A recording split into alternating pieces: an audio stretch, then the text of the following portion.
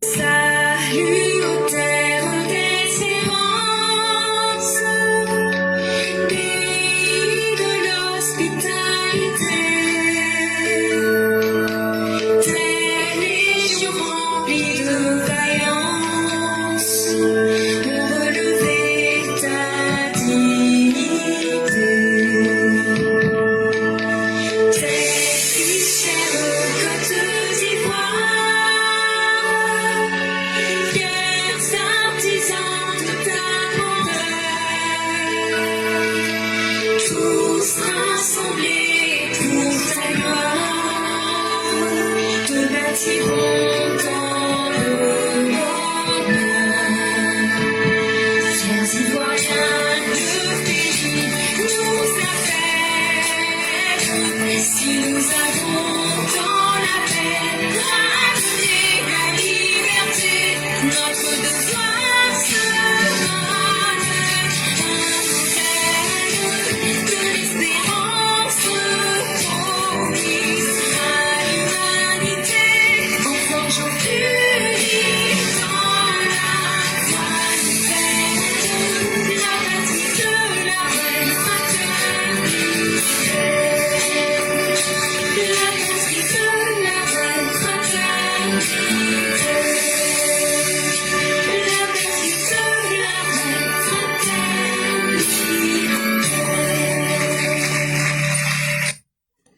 Bonjour mesdames et messieurs, bonjour chers auditeurs, bonjour chères auditrices, bonjour à tous les élèves de la classe éclaireur Pro-Vérité. Bienvenue en ce 15 janvier 2026 sur votre plateforme préférée. Merci de nous faire confiance. Merci encore d'honorer par votre présence. Aujourd'hui, c'est la voix du militant et comme vous le savez, nous en avons pour 1h20. Et à tous ceux et toutes celles qui voudraient prendre la parole, si vous êtes déjà des habitués, tout ce que vous avez à faire, c'est de vous signaler simplement que vous souhaiteriez prendre la parole.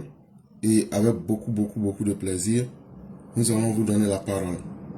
Vraiment, merci à tous ceux qui nous font confiance. Merci à tous ceux qui continuent de nous suivre et de nous faire confiance.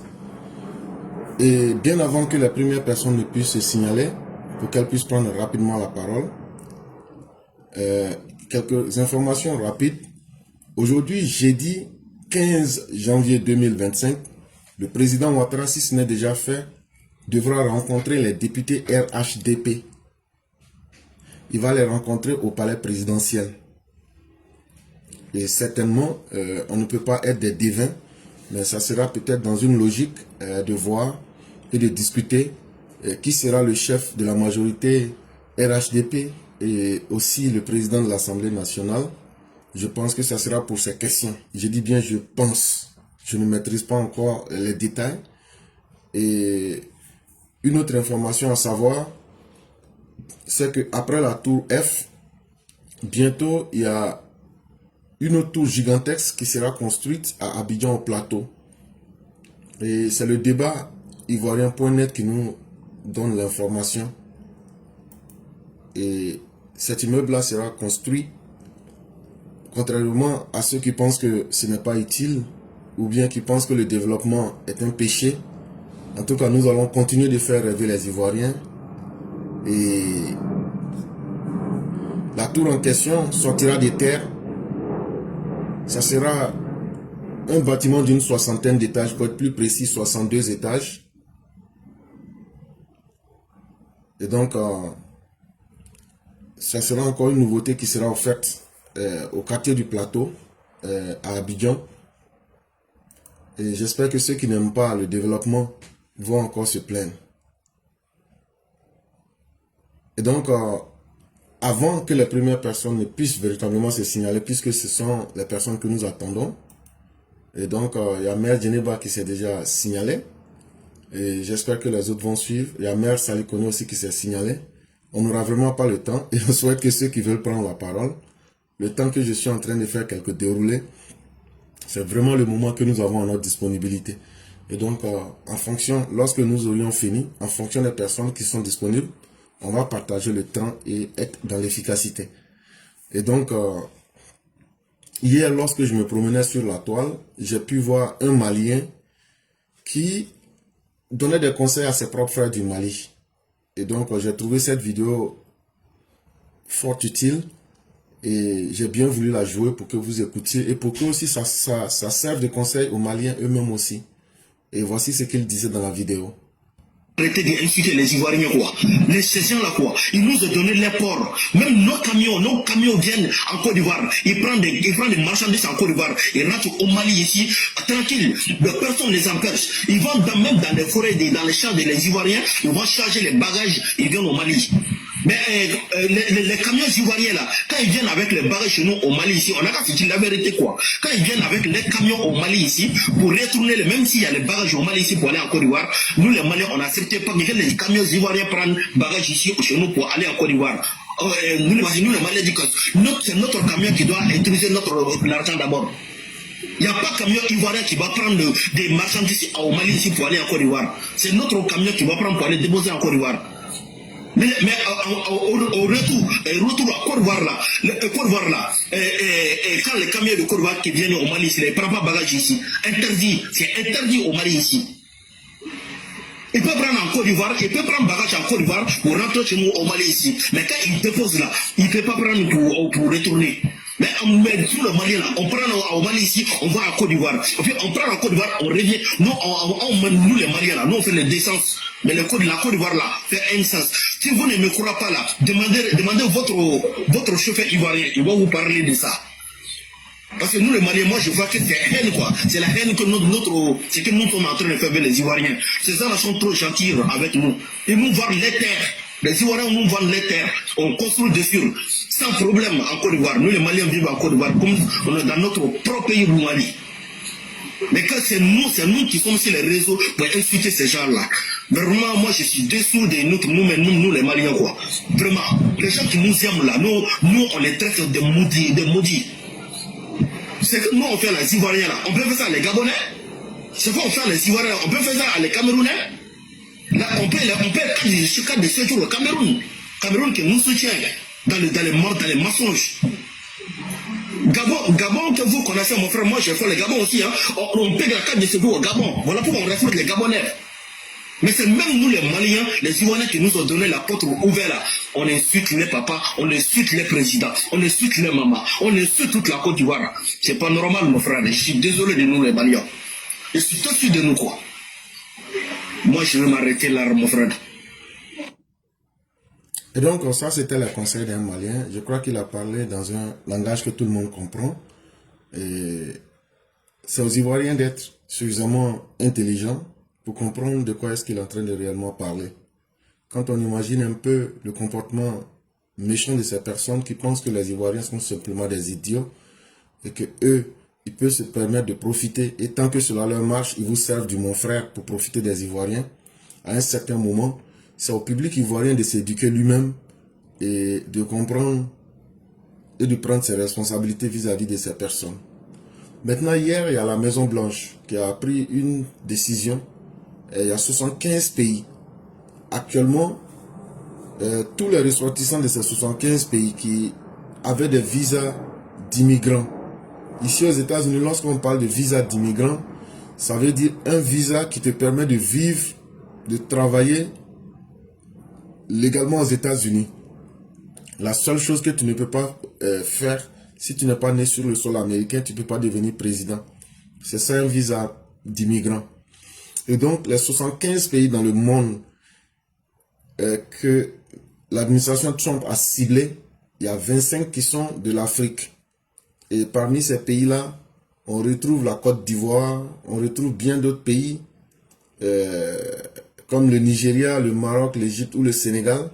Oui, tous ces pays-là sont retrouvés, ainsi que la Côte d'Ivoire aussi.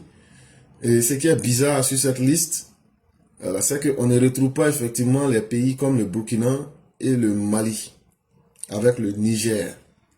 Et puisque déjà, eux-mêmes, ils étaient soumis même déjà à des restrictions très drastiques, ils ont même trouvé que ce n'était même plus nécessaire de les ajouter, puisque aucun de leurs ressortissants ne pouvait rentrer ou sortir. Donc eux-mêmes ne se trouvent même pas sur la liste. Pourquoi? Parce que les États-Unis expliquent que le Mali, le Niger, le Burkina, il y a une absence totale de stabilité là-bas. Il y a une totale absence de coopération sécuritaire. Et puis aussi, la troisième raison qu'ils donnent, ils disent aussi qu'il y a très peu, il y a une faible pression migratoire. Maintenant, les pays qui sont concernés, il y a le Cameroun, il y a l'Algérie, il y a la République démocratique du Congo, la Côte d'Ivoire, l'Égypte, l'Érythrée, l'Éthiopie, la Gambie, le Ghana, la Guinée, le Libéria, la Libye, le Maroc, le Nigeria, le Congo-Brazzaville, le Rwanda, le Sénégal, la Sierra Leone, la Somalie, le Soudan du Sud, le Soudan, la Tanzanie, le Togo, la Tunisie et l'Ouganda. Et donc, ici, il faut bien comprendre, quand on parle de visa d'immigrants, j'ai déjà expliqué, ça veut dire tout le processus qui était en cours de traitement, là, c'est tout ça là même, ils ont bloqué. Ils disent, on peut même, ils vont même plus, ils vont bloquer et ils n'ont pas donné la date à laquelle ils vont finir ça aussi. Ils n'ont pas dit aussi à la date à laquelle ils vont lever pour commencer ou bien pour continuer les traitements. Et il faut dire que c'est un coup dur pour nous autres Africains qui avions décidé de venir chercher notre destin peut-être sur d'autres continents. Je ne parle pas individuellement de ma personne, mais je parle de nous en tant qu'Africains. Quand j'imagine que l'argent que nous faisions rentrer en Afrique à partir des États-Unis, c'est pas moins de 10 milliards de dollars qu'on faisait rentrer par an. Cela va forcément avoir un coût sur le budget des familles et les économies locales dans nos différents pays. C'est là aussi que vous vous rendez compte qu'il y a beaucoup de changements qui sont en train d'intervenir dans ces pays-là. Et c'est pourquoi nous disons aux autorités ivoiriennes de comprendre le pourquoi le monde change très vite dans ces pays-là. Si nos autorités ne prennent pas le soin de comprendre que les habitants de leur pays qui s'installent dans les pays comme en Europe, dans les Amériques, c'est souvent aussi les conditions de la vie qui obligent ces personnes-là à adopter les nationalités de ces pays-là. Figurez-vous aujourd'hui que si par exemple quelqu'un avait sa femme ou bien ses enfants et que cette personne n'a que la green card et que la personne avait par exemple introduit un rapprochement familial, c'est ça qui est bloqué comme ça. C'est un exemple que je prends. Et donc, une fois que cela est bloqué, vous voyez que ça devient extrêmement difficile pour la personne. Or, s'il se trouvait que la personne était américaine, la personne qui avait motivé de faire la demande du visa, on peut directement partir sur le cas que, vu que la personne est américaine, elle a le droit de continuer le processus. Donc, c'est ce qui fait que, par exemple, c'est un exemple que je prends, c'est ce qui fait que beaucoup de personnes changent de nationalité pour s'adapter aux réalités des pays où ils vivent, pour ne pas en être victimes et pour ne pas subir les difficultés auxquelles ils ne s'attendent pas forcément. Donc, il faudrait ici que les autorités de nos pays gagnent en intelligence pour ne pas tomber dans le jeu de discriminer ces personnes-là qui, de par quelque manière, cherchent leur subsistance. Et donc, pour leur nier la nationalité d'origine, non seulement c'est une perte pour leur pays d'origine, mais c'est aussi une perte en même temps aussi pour ces personnes-là. Et aussi, il faut ajouter que même en France, les conditions sont en train de devenir extrêmement difficiles. Hier, j'ai écouté une vidéo et les conditions sont en train de devenir difficiles. Et c'est surtout ça que nous devons travailler par anticipation pour ne pas que les gens soient pris dans un piège où ils ne sont ni dans un endroit ni dans l'autre. Parce que même l'immigration, ça commence aussi à peser sur les pays qui accueillent. Et ça aussi, il faut le reconnaître, c'est la réalité du monde, c'est le monde qui change. Et ce n'est la faute à personne, mais les conséquences en tout cas, chacun à quelque niveau qu'il soit, va les ressentir. Et donc, mesdames et messieurs, nous n'avons que deux personnes, Mère Sali et Mère Djeneba Fofana. Et donc, c'est avec ces deux personnes que nous allons faire le direct du jour. On ne pourra plus prendre d'autres personnes. On va leur permettre de s'exprimer et après donc on va pouvoir fermer. Et donc nous disons merci à tous. On va déjà débuter avec notre mère Djeneba Fofana et lorsqu'elle aura fini on va passer à mère Sali Kone. On ne pourra plus prendre quelqu'un d'autre, sinon moi-même ça va me piéger en temps parce que le temps il est limité. Donc tous ceux qui vont peut-être vouloir parler après, on ne pourra pas vous prendre. Ça il faudrait déjà qu'on soit d'accord là-dessus. Et donc on va permettre à notre mère Djeneba Fofana de s'exprimer et quand elle aura fini, ça sera le tour de Maman Changi. Et on va pouvoir rapidement fermer le direct. Nous disons encore merci à tous.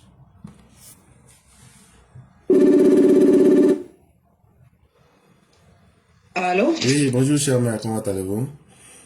Bonjour éclaireur, je me porte bien. Et vous? Dieu merci, tout va très bien. Et la famille? Ah. La famille se porte très bien aussi par la grâce de Dieu. Dieu merci. Ok. Donc on va vous laisser la parole. Mhm. D'accord. Merci beaucoup éclaireur. Bonjour, bonsoir à tout le monde. J'espère que vous vous portez bien. Oui, je vais commencer d'abord à parler des sujets, des choses de la vie. Et après, bah, je vais parler un peu d'autres choses. Voilà. Donc, les sujets des choses de la vie de cette semaine, ça sera euh, la femme aime avec ton cerveau et non avec ton cœur. Nous, les femmes, nous avons cette mauvaise manière d'aimer. Contrairement aux hommes, nous les femmes, quand on aime, on donne tous nos cœurs. On donne tout. Et malheureusement, cela ne nous réussit pas.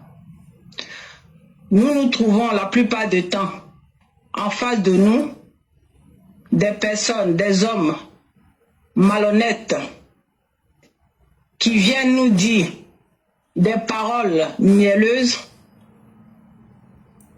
sachant très bien que nous les femmes, on est beaucoup sensibles à cela et on prend tout ce que ces hommes-là nous disent comme argent comptant et nous nous donnons sans réfléchir. Ça peut être des promesses parce que ça peut être un homme qui n'a pas suffisamment de moyens ou bien qui n'a pas de moyens, qui nous fait croire à tout ce que on veut entendre, qui nous fait croire qu'il nous aime. Et nous, au retour, on croit à cela et on donne tout. Argent, amour, fidélité. Et nous restons dans ces promesses-là pendant des années en croyant que ces hommes-là vont nous marier. Alors que non. Il va te faire espérer pendant des années et des années. Et toi, la femme, tu perds ton temps comme ça. Les années passent. Tu vieillis. Alors que l'homme à qui tu as mis ta confiance n'est pas là pour de l'amour. Elle est là uniquement pour profiter de toi. Il est là juste pour chercher les moyens pour pouvoir aller marier celle qu'il aime vraiment. Donc, toi la femme, pour ne plus être une victime, vaut mieux aimer avec le cerveau. Ça veut dire que quand un homme parle, ce n'est pas ce qu'il dit qu'il faut prendre comme argent comptant, c'est plutôt ce qu'il fait. L'amour là, ce n'est pas dans la bouche, c'est un comportement. Donc, ne perds plus ton temps à t'asseoir, à écouter la parole d'un homme et te mettre en retard. Une femme là, les années là, ça coûte cher à une femme. Nous, on vieillit, mais l'homme, même à 200 ans, un homme peut se marier et faire des enfants. Contrairement à nous les femmes, nous là, nous avons un temps pour pouvoir faire les enfants et un temps où on ne peut plus. Donc faisons attention, ne nous mettons plus en retard. Faisons attention, ne croyons pas à tout ce que certains hommes nous disent. Au passage, je remercie les hommes de parole, les hommes de confiance, les 10 hommes. Mais malheureusement, il n'y en a pas beaucoup. Donc, éclaireur, c'était ça sur ce sujet. Je ne sais pas si vous avez envie de dire quelque chose ou bien si vous préférez que je dise tous les sujets après. Merci beaucoup, chère mère. Et effectivement, ce que vous dites dans les relations entre hommes et femmes, il y a souvent beaucoup de trahisons, il y a beaucoup de situations qui sont tristes. Parce que, en arrière-plan, aujourd'hui, les relations humaines même sont faites sur des calculs d'intérêt. Et ça, malheureusement, c'est devenu une réalité. Et ne pas en tenir compte et ne pas décomplexer ce message-là pour permettre aux uns aux autres d'être prudents dans la vie, ce serait se mentir à soi-même. Et effectivement, comme vous le dites, hein, autant cela existe aussi, je crois que c'est de part et d'autre. Prions Dieu pour que les gens se rendent compte des meilleures personnes dans la vie, des personnes qui tiennent à leurs paroles, des personnes de dignité. C'est ce qui pourrait encore arranger les choses. Sinon, souvent, quand on rentre dans ce registre-là et qu'on regarde, c'est souvent triste. Mais c'est la vie.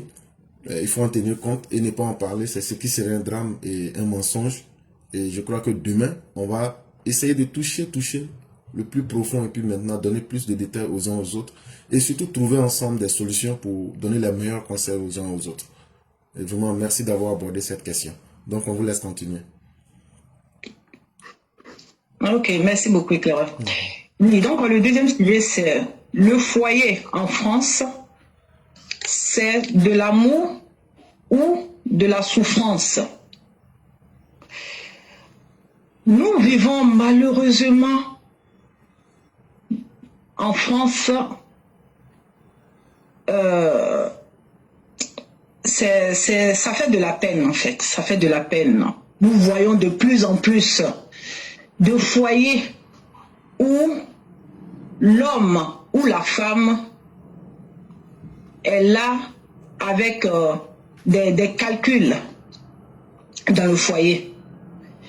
Oui, je me mets avec elle pour pouvoir régler ma situation de papier. Et puis, je suis avec elle. Je lui fais beaucoup d'enfants. Derrière, je laisse l'allocation familiale, payer le loyer, payer la nourriture, tout payer. Et moi, l'homme, je ne fais rien. Je cotise mon argent que je gagne. Et aussi, je demande à la femme de me donner de l'argent aussi pour que je puisse réaliser nos projets en Afrique. Et après, je marie une autre femme. Et puis, j'abandonne femme et enfant au profit de la nouvelle vie. Ou bien, je suis une femme, je n'aime pas un homme, je tombe enceinte de lui, juste pour pouvoir avoir l'allocation familiale et puis me débarrasser de l'homme quand je n'ai plus besoin de lui pour pouvoir vivre seul et profiter des avantages en France. Donc malheureusement, nous vivons dans cette réalité triste en France. À croire que l'amour n'est plus dans ce pays, quoi. Dans les couples, dans les foyers. En France, franchement, ça fait pitié. Et qui sont les victimes dans cette situation de calcul, de manipulation, de profit? C'est les pauvres enfants que nous gagnons dans ça. Les enfants n'ont pas demandé à être votre jeu de calcul, de profit. Sachez que les enfants sont réels. Ce n'est pas des jeux. Quand on veut se mettre avec une personne, que ce soit la femme ou homme, on doit d'abord aimer la personne. Ça, c'est la moindre des choses. Il faut d'abord aimer une personne avant de se mettre avec la personne. On ne se met pas avec une personne avec des calculs, en étant méchant, en faisant du mal à l'autre, en lui faisant beaucoup d'enfants, et après en la jetant avec ces enfants-là. Ou bien en faisant enfant avec un homme, lui faire espérer et le jeter, alors qu'il ne voulait que fonder une famille. Chers frères et sœurs, faisons attention. Pour ce que nous faisons les calculs là, pour les personnes pour qui nous faisons ces calculs, ou bien pour ceux que nous faisons les calculs, ça veut dire l'argent là, nous allons tous mourir et laisser ça. Tu vas prendre une personne qui t'aime, qui t'ouvre son cœur, tu prends son cœur là et tu poignardes ça, juste parce que toi, tu te crois intelligent ou intelligente, tu aimes une autre personne et tu prends les biens de celle-là qui t'a aimé, qui t'a tout donné, qui a sacrifié sa vie en te donnant des enfants, en t'aidant à avoir une situation pour aller marier une autre personne. Et avec ça, nous sommes étonnés que ces personnes-là, aussi aimant une autre personne, nous poignardent aussi au retour. Sachez que dans la vie, là, tout se paye sur terre. Voilà pour le deuxième sujet, éclaireur. Si vous avez d'autres choses à dire par rapport à ça. Effectivement, j'aimerais vous évoquer des sujets très intéressants, comme j'aime à le dire. Et même pas plus tard que la semaine passée, il y a un Africain qui s'est suicidé. Ce que vous appelez allocation familiale, on appelle ça ici child support. Et effectivement, dans le plan de beaucoup de femmes, elles essayent d'utiliser les hommes, avoir des enfants. Et pour elles, déjà, lorsqu'elles ont ces enfants-là, et en France, chez vous, c'est l'État qui donne de l'argent pour s'occuper de ses enfants. Mais chez nous, ici aux États-Unis, le système il est différent. Et ces hommes-là, s'ils travaillent, on les oblige à payer de l'argent pour l'entretien de ses enfants. Et donc, c'est pratiquement la même situation. Et donc, ne centrez pas le sujet uniquement sur la France. Essayez de globaliser le sujet. Parce que c'est très important. Et là, ce que je suis en train de vous dire, le monsieur s'est suicidé alors qu'il avait un bon travail. Et vous savez, dans notre système ici, plus tu as un bon travail, plus on abuse. Les États-Unis sont le pays où quand tu travailles, tu n'as aucun bénéfice. Et donc, il y a beaucoup comme ça de mères, ou même des femmes ou des jeunes filles, qui font des enfants avec 3-4 hommes, et elles s'asseyent, les allocations, oui, c'est la même chose qu'on appelle ici child support, et elles récoltent ça tranquillement, et les gens se tuent. Ce qui fait que certains sont obligés de faire ici 2, à la limite même 3 boulots. Et ça détruit les hommes. Et ça détruit aussi les personnes. Et ça, ce sont des raccourcis du système qui arrangent beaucoup certaines personnes, surtout les femmes. Et surtout si elles ne sont pas dotées de bonnes intentions, elles en abusent. Mais ce que les uns et les autres oublient, c'est que la première conséquence, c'est sur les enfants. C'est d'abord sur les enfants. Et c'est surtout le modèle familial qui est construit. Quand une mère décide de vivre du fruit de sa propre méchanceté et de ses calculs, en sachant bien qu'un enfant qui est un être en croissance et qui a besoin de repères, l'idéal serait que vous puissiez vous engager avec sincérité dans une relation. Mais quand c'est fait avec ces calculs-là, je vais avoir 3 ou même 4 enfants de pères différents et chacun va me verser une allocation. C'est la même chose, le système est un peu différent. Ici, c'est chaque personne qui te verse quelque chose. Et donc, il y a beaucoup de choses. Maintenant aussi, est-ce que la faute, c'est forcément à l'un ou à l'autre? Je dirais qu'avant de s'engager dans toute relation, il faut prendre du temps de connaître la personne. C'est vrai, on ne peut pas connaître tout. Ou même on ne peut pas dire qu'on peut être suffisamment prudent pour tout connaître dans la vie. Mais souvent, il faut être aussi réaliste dans les choix que nous faisons.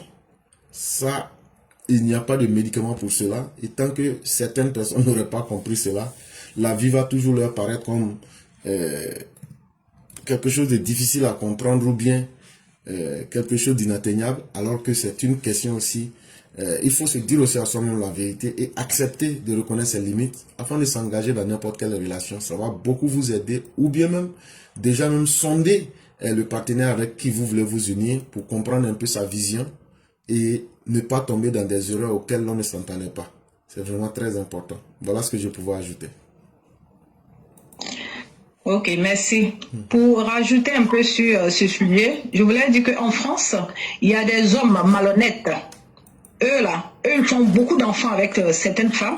Et après, ils disent à la femme de prendre l'argent de la location, de payer le loyer, à manger, l'électricité et toutes les dépenses. Elles payent ça avec la location. Et eux, ils font rien. Ils cotisent leur argent. Et ils viennent même prendre encore le reste d'argent des enfants pour aller maintenant chercher, marier les nouvelles femmes en Afrique.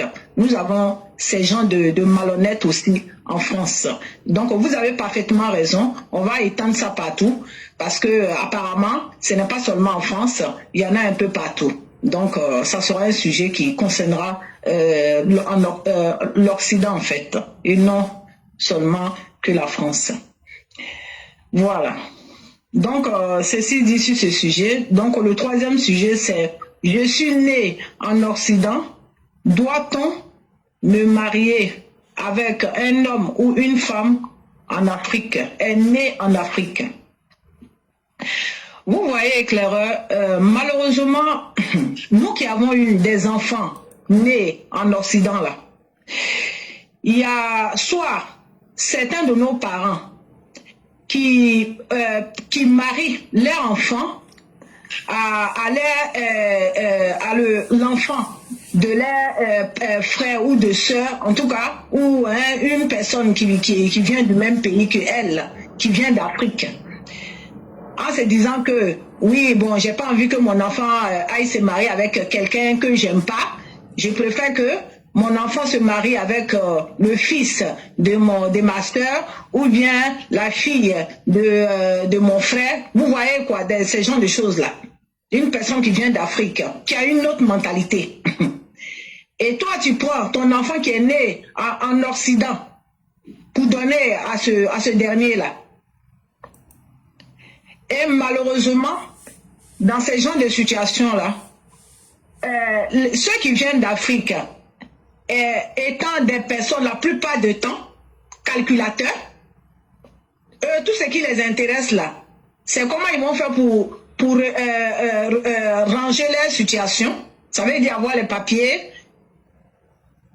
Et eux, ils s'en fichent de l'amour. Donc, même s'ils n'aiment pas ton enfant, ils vont dire oui, il n'y a pas de problème. Donc, il y a beaucoup qui ont fait des enfants avec les enfants des gens ici qui sont nés en Occident et après qui les ont fait vivre la misère. Après maintenant, quand ils ont fini de tout obtenir maintenant, là, ils font la misère à ton enfant jusqu'à ce que même ton enfant même ne sait même pas où donner de la tête. Par finir là même, d'autres même sont obligés même de se séparer même.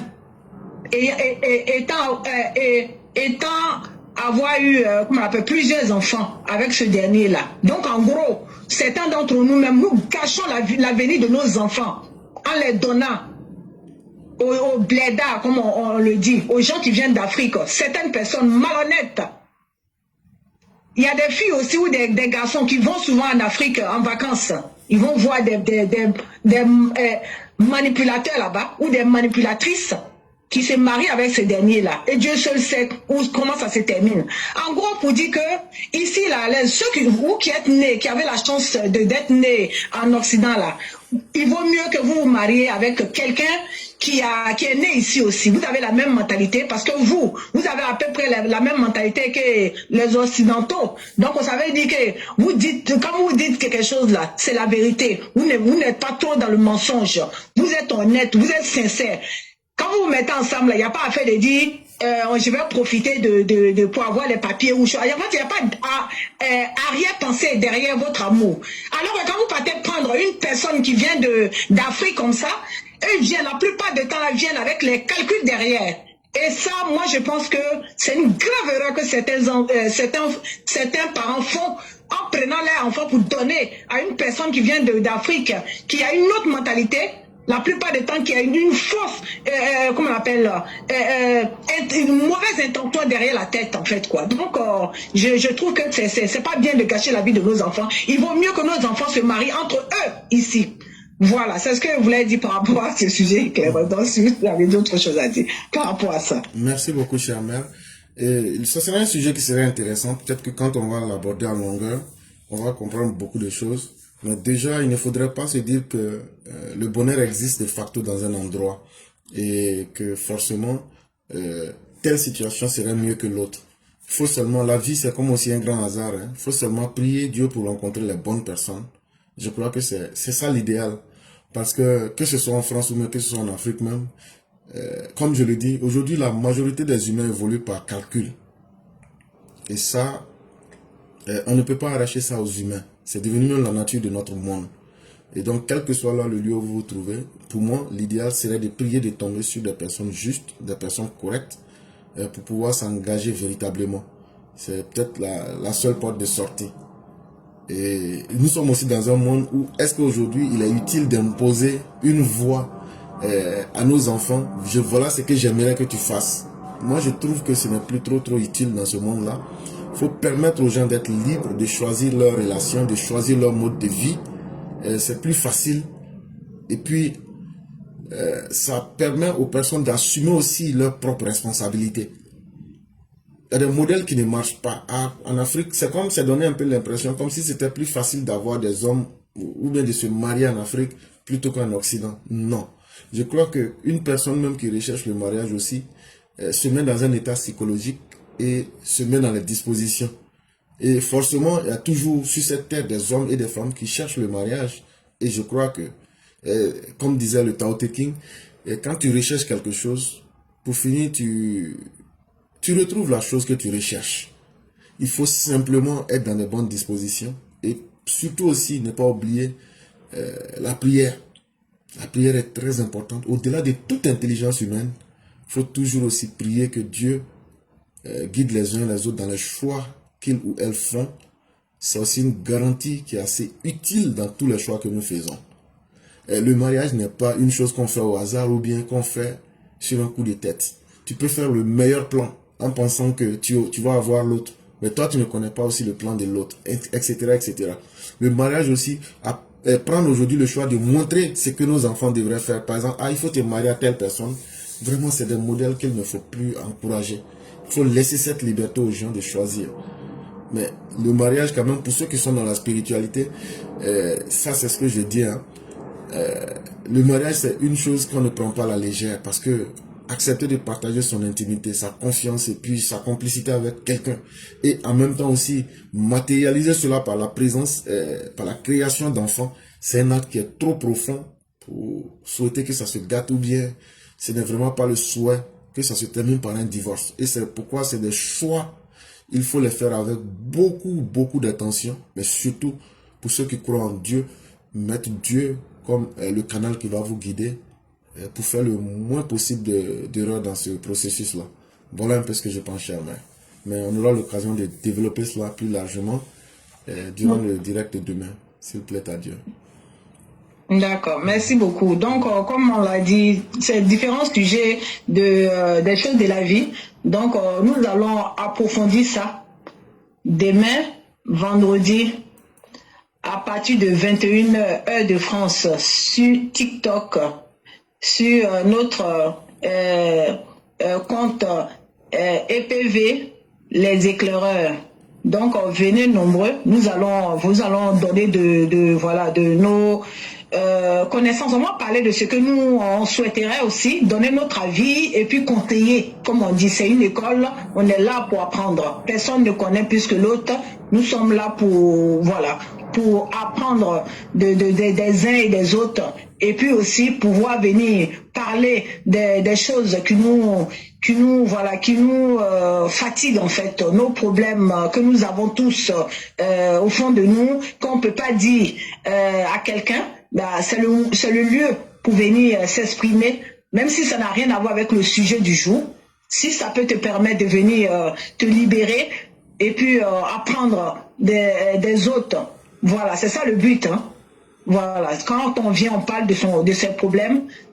Chacun d'entre nous donne des idées et puis avec ça, on arrive à aller de l'avant et trouver la solution à nos problèmes. C'est ça le plus important. Donc venons nombreux dès demain à 21h, voilà, pour venir suivre l'émission Les choses de la vie. C'est très important avec toutes les personnes. Il y a le professeur éclaireur Pro Vérité qui sera là et il y a aussi le patriarche Martial Koulibaly, ainsi que tout le monde, la messe salue aussi, et tous ceux et celles qui ont l'habitude d'être là, pour qu'on vienne voilà, se donner des idées et puis voilà, apprendre des uns et des autres. Donc merci éclaireur par rapport à ça.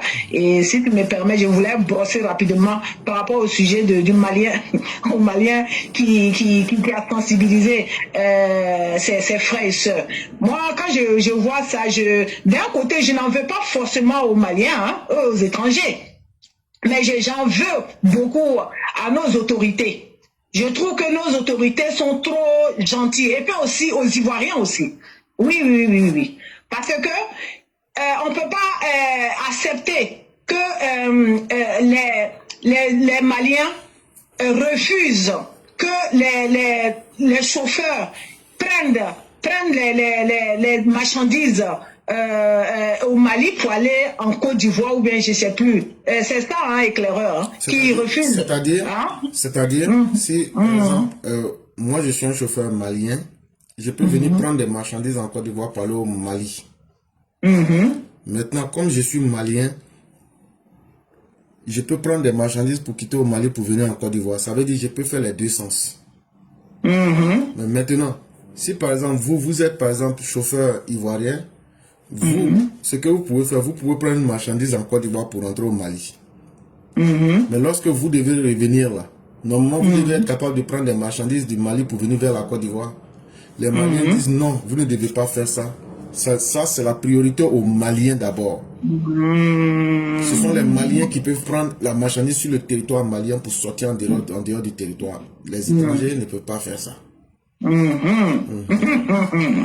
Merci beaucoup. Donc, ça veut dire, si je comprends bien, ça veut dire que les Maliens, eux, ils sont plus intelligents, eux, ils sont plus importants que les Ivoiriens. Et quand il y a ce genre de choses-là, nos autorités, ou bien, je ne sais pas qui doit s'occuper de ça, là. Vous ne pouvez pas freiner cela, ou bien les camionneurs, ou je ne sais pas. Il n'y a pas quelqu'un pour taper le poing sur la table pour dire que si de votre côté, là, on ne peut pas faire de la même manière, là. Ça veut dire que vous aussi, vous n'avez pas le droit de faire ça aussi chez nous. Pourquoi on manque même de te faire respecter comme ça? Moi, je ne comprends pas. C'est ça le défaut des Ivoiriens. On est là, on laisse tout, l'étranger a droit à tout, se fait comme il veut, comme bon le sent, dans notre pays. Et nous, quand nous on va dans les pays des autres là, nous on n'a droit à rien. On en a marre de ça, chères autorités. On doit se réveiller maintenant. Il est plus que temps pour que les Ivoiriens puissent avoir les mêmes droits que les étrangers ont chez nous. Et vous les Ivoiriens aussi là, faites-vous respecter. Vous êtes là quand c'est les étrangers là, vous les déroulez le tapis rouge. Quand c'est vos frères et soeurs, vous êtes là, vous n'êtes pas solidaires. Si vous continuez comme ça, là, les gens vont continuer à vous marcher sur le dos comme ça tout le temps. Franchement, un pays comme le Mali, c'est eux qui donnent, ils ont droit à tout. Vous n'avez droit à rien. Quand vous partez là-bas, même un simple terrain, vous ne pouvez pas acheter à votre nom étant un Ivoirien. Alors qu'eux, ils viennent chez vous, ils ont droit à tout. Mais vraiment, arrivé à un moment là, il faut que les autorités, les Ivoiriens ouvrent les yeux et que on met les choses qu'il faut pour que chacun puisse respecter l'autre, quoi. Voilà. Je vais m'arrêter là. Merci beaucoup à vous tous. Je pense que le cri de cœur a été entendu, surtout avec la main qui a été tapée sur la table. Voilà. Mais, cher, mais il faut dire aussi que, en fait, surtout les Burkinabés, les Maliens, pensent que les Ivoiriens sont des idiots. Et je vais vous donner quelques exemples. Par exemple, dans la charte de la CEDEAO, la circulation des biens et des personnes, ça profite à qui? Aux Burkinabés, aux Maliens. Par exemple, ce que le monsieur vient de dire, c'est une manière de montrer qu'eux sont plus intelligents que les Ivoiriens par l'exemple qu'il a donné. Ça fait deux. Par exemple, dans l'UEMOA, vous voyez les pays comme le Mali, le Burkina, là, les matières premières qu'ils ont comme l'or, par exemple, là, ils vendent ça au marché noir.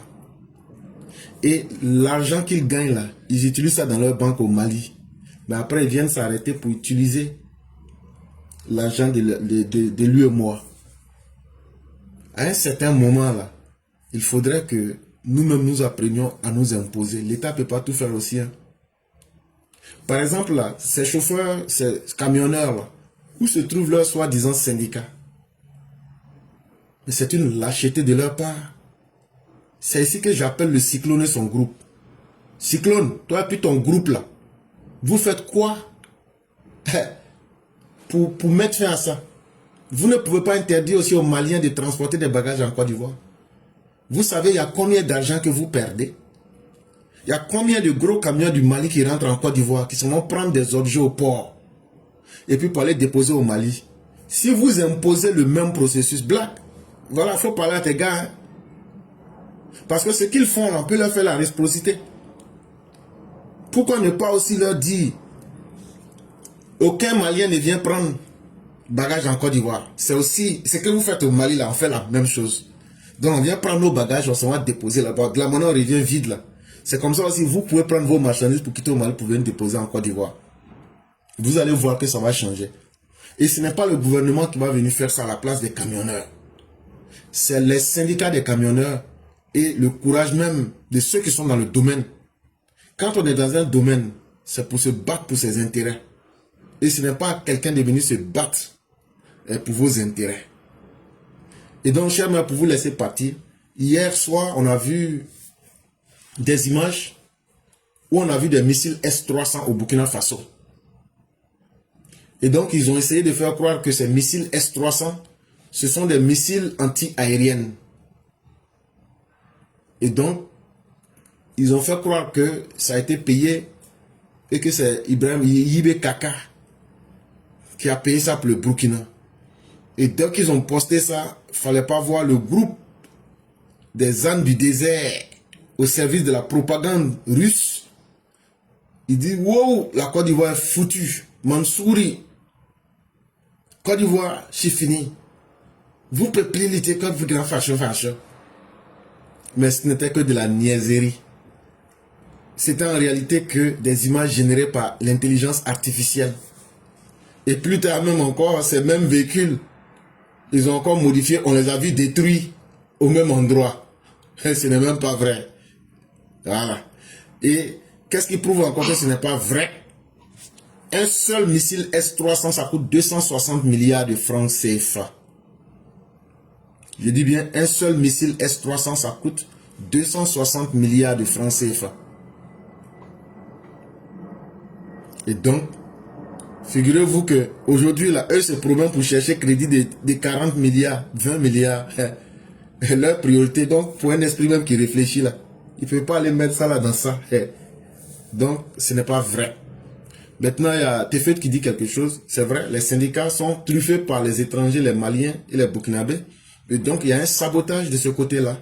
Et c'est pourquoi ils peuvent faire des faveurs à leurs parents.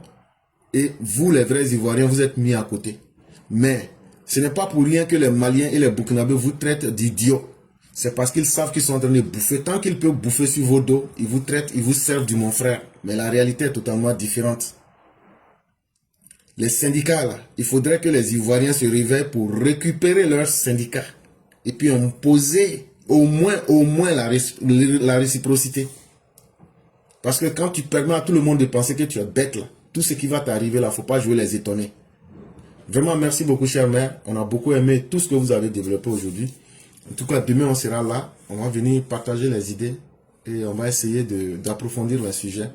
Nous vous disons merci. Merci infiniment. Et que la grâce de Dieu demeure à nous. Amen. Bonne soirée à tous et puis bonne suite d'émission à chacun. Merci infiniment et bien des choses à toute la famille. D'accord, merci.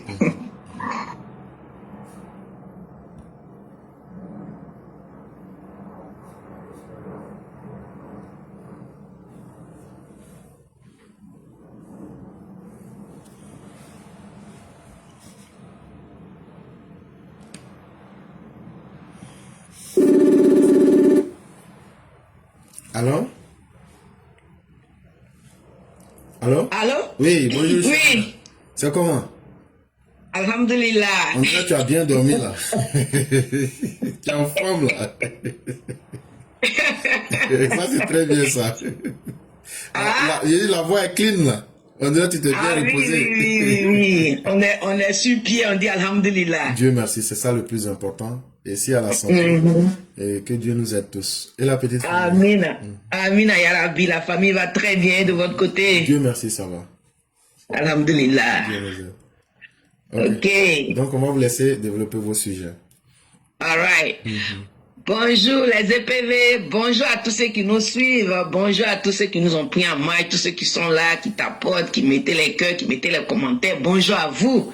On va dire à Dieu merci encore pour cette journée d'aujourd'hui, jeudi, qui nous garde dans ses grâces et dans sa miséricorde. D'abord, avant tout début, je vais dire bonne arrivée, Papa Ado. Papa Ado, il danse, Nitarama. Et Allah quoi dia. Allah Tarama quoi dia. Ça veut dire que, en Djoula, ça veut dire que ce que tu allais faire là-bas et puis tu es revenu là. Qu'Allah mette sa baraka dedans. Ok, mon professeur, Geneva, bravo, big up à toi. Il sait que c'est gâté demain. Ah, c'est gâté. Avec Ado Mouton, hey, c'est que c'est gâté demain, mais vraiment, c'est gâté demain, professeur. Comment tu connais Ado Mouton, elle arrive. Il y a M. Touro aussi qui vous attend d'émotion. C'est que demain, ce sera chaud. Avec le frère Martial qui écrit déjà, il dit ouais. Donc ça va aller, vraiment, soyez prêts pour demain, Inch'Allah. Ok, le professeur. Moi, je vais d'abord commencer avec le problème d'immigration avec notre président Donald Trump. Vous voyez, c'est ce qu'on disait aux gens pendant les campagnes. Ce monsieur, ce qu'il a fait gagner, ce qui a fait qu'il a gagné les élections, c'est le côté immigration. Ce qu'il a promis à ses militants, c'est ça qu'il est en train de faire. Donc, moi, c'est ce que j'ai dit, et on a dit, ah, il est devenu président, donc on va tous assumer. Et c'est pas ce qu'on est en train de voir là. Ce monsieur-là, ce qu'il dit là, il est comme Papa Ado. Quand Papa Ado dit, il fait. Quand lui, il dit là, il fait. Et puis lui, là, il n'y a pas à faire de dire, je vais tourner à gauche, à droite. Il fait ce qu'il a dit là. Et c'est ce qu'il est en train de faire. Mais aussi, professeur, comme il y a longtemps, je suis dans ce pays, les immigrants aussi, là, on a beaucoup déconné dans ce pays. Les immigrants ont trop déconné dans ce pays, comme de la manière les immigrants déconnent en Côte d'Ivoire aujourd'hui, là. C'est la même chose que les immigrants ont fait dans ce pays. Ils ont pris les gens là pour des bêtes. Et aujourd'hui, là, les yeux sont déjà. Donc, ce qui fait que, côté immigration maintenant, là, c'est chaud. Et c'est eux qui ont cherché. Et moi, c'est de cette même manière, je vais voir la Côte d'Ivoire aussi agir envers ces ingrats d'immigrants qui sont chez nous là. On leur a tout donné. Tout donné. Mais qu'est-ce qu'ils nous souhaitent? Le malheur. Pour vous éclairer, moi je prends toujours la Côte d'Ivoire en l'image des États-Unis. Parce que c'est le même problème qu'on a. C'est le même problème qu'on a en Côte d'Ivoire aujourd'hui. Qui sont ceux qui veulent détruire notre Côte d'Ivoire? Ce ne sont pas ces ingrats d'à côté qu'on a aidés, on leur a tout donné dans notre pays. On leur a vendu les terres. On leur a tout donné, ils sont partout dans tous les domaines, mais ils disent qu'ils ne veulent pas voir l'Ivoirien évoluer. Hey, l'immigration de Côte d'Ivoire aussi là, on doit gérer ça. Donc moi, ce monsieur, Donald Trump, moi je disais toujours ça aux gens, n'aie jamais affaire à la loi d'ici. Faites tout pour ne pas avoir problème avec la loi d'ici. Mais on constate que ils viennent, c'est vous qui êtes venus dans le pays des gens, vous n'avez pas papier, au lieu de prendre la voie droite, vous faites les wuruku, maintenant ils sont au courant de tout. Ils savent tout. Maintenant ils sont en train de serrer les boulons. Donc la Côte d'Ivoire là, nous aussi on va serrer nos boulons chez nous. Parce que nos gens là, il y a l'ingratitude qu'on nous fait. Comment Côte d'Ivoire peut... Comment nous on prend marchandise pour faire un seul sens et puis eux ils font deux sens. Pourquoi? Il faut qu'on se fasse respecter. Il est temps maintenant. Le monde a évolué, le monde a changé. Afin de dire Allah Sao et Sao là. Hey! Allah même lui-même là, il punit. Le Allah que nous tous on pris là, le Dieu en qui nous tous nous croyons là, qui nous a créés là, il punit. Qui sommes-nous? On n'a pas dit d'aller, comment on appelle ça là, accuser des gens. Mais quand quelqu'un essaie de ne pas te respecter, il faut que tu imposes ton respect. Et il est temps que la Côte d'Ivoire impose son respect. Et ce monsieur-là, ce monsieur qui est cheveux jaunes chez nous là, il veut imposer le respect de son pays. Moi, quand il dit quelque chose côté immigration seulement là, je n'y parle pas parce que je me dis, c'est ce qu'il a promis à ses militants. Il a dit à ses militants, tous ceux qui sont en train de rentrer par la route, il a les fait sortir. Il a dit ou bien il n'a pas dit. Il a dit. Il a dit. Donc, moi je trouve que ce monsieur-là, ce qu'il a dit à ses militants-là, c'est ça qu'il est en train de faire. Mais tout ce que nous on prie Dieu, que Dieu lui donne la bonne compréhension. Parce que dans toute chose aussi, il faut te dire que la terre là, c'est Dieu lui-même qui a créé. Il y a des bons immigrants, ils sont venus pour se chercher. Et ils se mettent au travail, ils cherchent les petits 10 francs. Mais tellement les mauvais là ont été plus nombreux là. On vous dit toujours que la majorité là, c'est ça qui agit toujours sur les gens. Tellement la majorité a été mauvaise là. Regarde nos dirigeants, ils volent l'argent et puis ils viennent. Mais lui-même il a dit, ils prennent l'argent, les pays sont dans la misère et puis ils ont des comptes brûlés ici. Tout ça là. On va dire aujourd'hui que quoi? Non, ce qu'il a dit, c'est ce qu'il est en train de faire. Et il est temps aussi que la Côte d'Ivoire impose son respect à nos immigrés là. Les gens qui sont venus chez nous, qui ne veulent pas nous voir là. Il faut qu'on s'impose à eux. Ça me fait tellement mal ce sujet de dire que Mali dit, il faut venir prendre chez nous, vendre chez nous, et puis nous on fait un seul sens. Pourquoi? Pourquoi?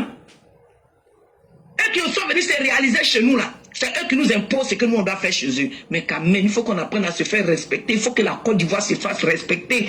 Et le côté immigratoire, il faut que la Côte d'Ivoire s'impose pour préserver la vie et le bien-être des Ivoiriens qui vont être là, nos enfants qui vont suivre après, qui vont dire au nom de mes ancêtres demain là. Il faut qu'on sécurise les derrière. Mais avec cette manière de faire avec ceux-là là, nos enfants sont foutus. Des gens qui se lèvent pour dire que c'est pour nous. Tant que c'est pour nous. Hey! Côte d'Ivoire, il est temps et grand temps. Professeur éclaireur, c'est ce que j'avais à dire aujourd'hui. Que Dieu nous donne la bonne compréhension. Que Dieu protège notre papa Ado et tous ceux qui l'entourent. Et que Dieu protège tous nos vaillants soldats qui veillent jour et nuit pour la survie de nos parents en Côte d'Ivoire. Et vraiment que Dieu nous guide tous, professeur. Merci et que Dieu te bénisse. Merci. Amen. Amen. Merci beaucoup, chère mère. Merci infiniment de tout ce que vous venez de dire. Et c'est aux Ivoiriens de prendre conscience et de comprendre que être gentil ne veut pas dire qu'il faut sacrifier sa dignité. Toute gentillesse doit avoir des limites si vous voulez imposer la marque et les limites du respect. Mais malheureusement, beaucoup ne comprennent pas cela. Et on reste beaucoup laxiste. Il faudrait que nous nous réveillions et il faudrait que nous imposons le respect à ces personnes-là pour qu'elles comprennent que soit on se traite de la même manière en Afrique sur le terrain de l'égalité, ou bien on va faire la réciprocité. C'est aussi simple que cela. Vraiment, merci beaucoup, chère mère. Il y a tout dernièrement une de nos mères qui vient de se signaler. On va exceptionnellement fermer avec elle, puisqu'on a encore une dizaine de minutes. Et donc, on va vous dire merci. Merci encore pour tous ces sujets. Et que la grâce de Dieu demeure en nous. Et qu'il fasse que dans n'importe quelle activité qu'on va s'engager, si cela est utile et profitable, que Dieu favorise cela. Amen. Et qu'il nous protège surtout aussi de tout ce qui est négatif. Amen, amen, amen, amen. Merci beaucoup et excellente soirée ou même journée à vous. Merci et excellent jeudi à tous. Que Dieu nous préserve. Merci. Merci beaucoup. Et donc, mesdames et messieurs, on va terminer définitivement avec une de nos mères qui s'est signalée très tard. Mais on va lui donner rapidement 5 minutes et fermer le direct. Et vraiment, merci à tous ceux et toutes celles qui ont participé aujourd'hui. Merci à ceux qui ont sécurisé le direct. Et restons positifs. Allô? Allô? Bonjour Clara, comment allez-vous? Bonjour chère mère. Si vous êtes loin de votre téléphone, on ne vous entend pas. Vous avez uniquement que 5 minutes. Et donc, prenez toutes les dispositions. On ne vous entend pas correctement. Mais ça va maintenant? Oui, ça va. D'accord. Donc, on laisse la parole. Dans ces 2 jours, je ne participe pas, c'est dû à mon programme. Ça me fait mal parce qu'il faut que je sois dans les conditions pour pouvoir vous parler. Non, chère mère, vous voyez, les EPV, c'est d'abord le travail qui nous définit. Et donc, aller à la recherche de la pitance du pain quotidien, c'est le plus important. C'est le peu de temps qu'on prend pour venir faire ces directs-là. Donc, si quelqu'un ne travaille pas parmi les EPV, je ne crois même pas que la personne va se sentir à l'aise parce que nous, on n'aime pas les paresseux. C'est ça. Et donc, c'est totalement normal. C'est le temps que vous aurez que vous pouvez sacrifier. Et donc, ne vous gênez pas pour cela. Merci, éclaireur. Ok, éclaireur, moi, je voulais intervenir sur, comment on appelle, concernant le problème de Mali-Côte d'Ivoire. Au fait, moi, je pense que beaucoup d'Ivoiriens n'ont pas encore compris. Mali est méchant, hein? Mali est méchant. Je ne sais pas c'est quel amour les autorités, les Ivoiriens veulent. Même souvent, éclaireur, quand on marche à l'autorité malienne, là, un jour, j'ai eu le cas comme ça. J'ai dit, quand il a failli me cogner, il y a dit, quand j'ai tourné comme ça, je l'ai regardé. Il y a dit, c'est ici que vous pouvez faire. Je ne l'ai même pas raté. C'est ça, elle m'a dit, ah, ça va, ça va, ça va. Donc, vraiment, ce que moi, je voulais dire, c'est de dire aux Ivoiriens et puis aux autorités, l'amour qu'on cherche là, on n'a qu'à essayer de revoir cet amour. Les Ivoiriens, les Maliens, ils ne vont pas nous aimer. C'est des gros hypocrites. C'est parce qu'ils ont des intérêts, ils construisent ici, c'est pour cela et tout genre. Sinon, Malien est méchant. Donc là, nous les Ivoiriens aussi, là, arrêtons d'être hypocrites. Moi, c'est seulement ce que je veux. C'est le, comment on appelle, je ne sais pas si je vais dire visa, comment on appelle ça? Carte de séjour. Carte de séjour. Imposer ça. Et puis on va tester un peu ce que ça va donner. Mettons ça et puis on va tester quelque chose. Et je vais faire des pitiés là, en mettant ça dedans. Et puis maintenant, bon, on va essayer de voir, essayer d'imposer le respect. Parce que trop, c'est trop. Alors, les gens vont dire, non, Trump, il est méchant, Trump, il n'a pas de cœur. Mais je soutiens Trump. Le mouton là, il regarde le visage de propriétaire avant de rentrer dans la maison. Hey! Donc vraiment, éclaireur, je vais m'arrêter là. Et parce que demain, s'il y a autre chose là, je vais essayer d'intervenir. Vraiment, merci beaucoup. Imposant le respect. Merci beaucoup. Merci infiniment, chère mère. Merci. Et c'est aux Ivoiriens de prendre conscience et de se mettre au rendez-vous de la réalité. Et merci d'être intervenu, chère mère. On est à la fin de l'émission. Et d'habitude, c'est la dernière personne qui fait la conclusion.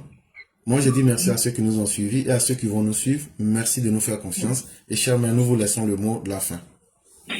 D'accord, vraiment merci le éclaireur. Et je salue vraiment tout le monde. Tous ceux qui ont, toutes celles qui ont participé, Maman Sali et puis l'autre dame. Vraiment, je tenais à vous remercier. Papa de trop c'est trop, et imposons le respect. Testons quelque chose, puis on va voir ce que ça va donner. Vraiment, je remercie tout le monde. Éclaireur, merci. Bien de choses à toute la famille et à demain, cher. Merci beaucoup, chère mère. Que Dieu vous entende et que la grâce de Dieu soit sur chacun de nous. Excellente soirée à chacun et à chacune. Et on se retrouve demain pour d'autres analyses intellectuelles et politiques. Merci beaucoup. Inch'Allah. Merci. Merci beaucoup.